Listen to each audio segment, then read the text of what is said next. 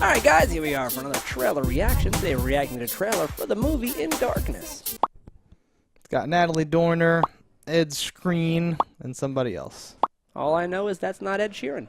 Nope, Ed Skrein is the bad guy in the first Deadpool.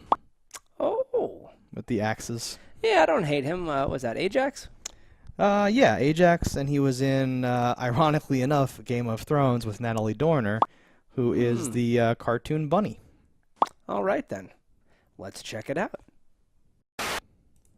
That was interesting. Looks fine. I had a couple of questions from it.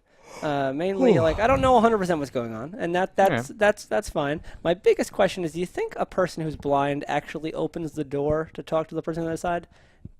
Just shout? Well, they wouldn't have to, like, they'd hear everything they said. And you're not gaining anything by looking. You can hear better with the door open. Well, yes, but I think they can hear pretty well, period. You're such a vulnerable position opening the door to someone you don't know, and you're not gaining much aside from their ability to get in by doing that. I wonder, having never been blind. Yeah, I can't imagine what it's like to be blind. I don't know. I feel like it helps to hear people or connect with people differently. I think it's a different world of blindness. Well, sure. There's another scene where a man is like thrown into the street, and you see like this beautiful recovery, only to then be hit directly by like a dump truck or something. And I remember going like, "Oh, all right, that was a nice little." Oh, he's dead. I like that scene. No, I liked it too. I just thought it was funny that like he recovered so nicely from the throw. I like that a lot. Like, he knows judo. He rolled with that, and now it's like, well, but he doesn't know stop a truck.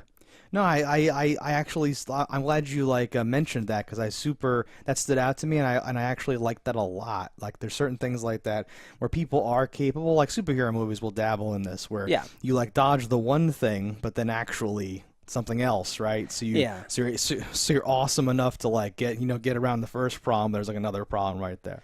This is a nice, gritty, realistic version of that. Yeah, a lot of movies do that thing where like you dodge like the first thing, you block the sword, but the guy had a second sword that's stabbing you. You're like, tricky. Or you dodge the thing, but then the missile goes back and blows up the thing that the platform is on, so it starts to fall, and you're like, oh, you missed. Did I? And it's or you're aiming at one raptor through the bushes, and a second raptor comes at.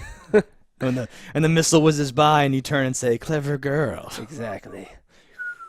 All right. So what do you think about this, though? I like Natalie Dormer. I've only seen her mostly only in Game of Thrones, and I liked her. I thought she wasn't used enough.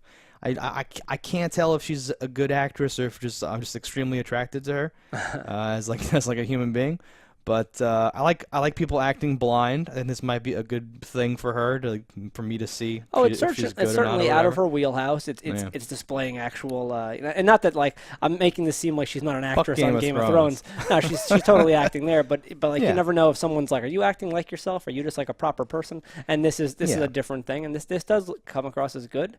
I love whenever I see someone do something different, and being blind is certainly different. Definitely. Right? So because like you're saying, sometimes you see someone and you're like, oh, they're great, but then you see them in something else, and you're like, oh, they're just that one thing that we saw them in that one role, and now they're just like Denzel Washington. Oh, shots fired at Denzel Washington. Denzel Washington is great for what he is. He is hired to be that, but he is that like all the time. My go-to was always Michael Douglas, and recently I've started to feel that way about Will Smith, who hasn't really had a chance. Earlier in his career, he had some branch-out stuff, but now he's like, I'm branching out, and he's like, woo, welcome to Earth, still the same attitude. I'm like, I think, though, that's partially because if you're so successful in certain things, you're just going to keep getting those. But, like, Will has those breakout things, like, 7 pounds. Yeah.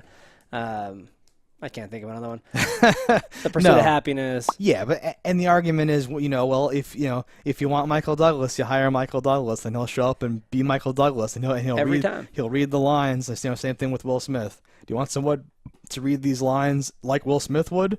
Because he'll do it. Yes. No matter what the script says. Anyway. But this seems fine. I'm not passionate about this. Exactly. Like, I'm not like, I can't wait to see that. They didn't do a great job of tying it all together for me. They set it up with like this girl who dies. Dad is like, what is he, like an arms dealer? War criminal. War criminal. And I'm like, all right. okay, I don't know where the, like, is this going to be a thing where it's like, okay, this war criminal father is trying to find the killer while this person's going to find the killer, and they think you know something, so they're trying to this. She has this evidence for something. Like, how many parties are involved, or is it a very straightforward thing? Yeah. And that would change my level of interest in this and the amount of things that could happen. But ultimately, I do think it looks interesting. I don't think I would go out of my way to watch this movie. I think if this were on Netflix and like my girlfriend hit play, I would watch it. But I don't think I would actually do anything to make it happen. You wouldn't actively turn it off if it was already on. Yes. High praise. No, but like I know, I'm joking. If she hit play and went to bed immediately, I would continue to watch it. Yeah, no, I used to watch things like this on like cable, like back when people watched actual TV. Oh yes, and you get sucked into like I used to love thrillers and weird stuff, and like the person starts talking Russian, and you're like, oh, what's going on? Like I used to love stuff like that. So this feels like that, but like I'm saying, unlike some of like the movies about vampires or weird stuff or really like extreme situations where you're like, what's going on? What's gonna happen? Like I'm not motivated to go like seek this out. And like, I didn't walk away with a must-see feeling. Like, but I didn't get put off, and that's just to escape the 50% of things where I'm just like, well, that's shit. Oh yeah, you're already so far ahead. And to say that like I am willing to watch this is not saying this movie is shitty. It's just that this is outside of my traditional movies I would aim for, and the trailer didn't grab me with like. You can get things outside of your typical genre choices, but like that trailer though, man, that was like so compelling. Yeah, and while this was good, it wasn't that good. I'm like that with horror sometimes, where I go, well, horror is not my main thing, but this is the one. I'm gonna watch one horror movie this year, and it's gonna be The Babadook. I'm doing this, right? I haven't seen The Babadook yet. Babadook's pretty good. That came out like 2 years ago. I know. I'm way behind on my one horror movie a year pledge. No, so this is like the rare unenthusiastic thumbs up for me. Yeah. All right, guys, so that's our thoughts on this. Let us know in those comments below what you think about it. Don't die in a fire, and we'll see you next time. Hello, internets. I just love watching Just Staggers. If you've enjoyed this video as much as I have, click that subscribe button.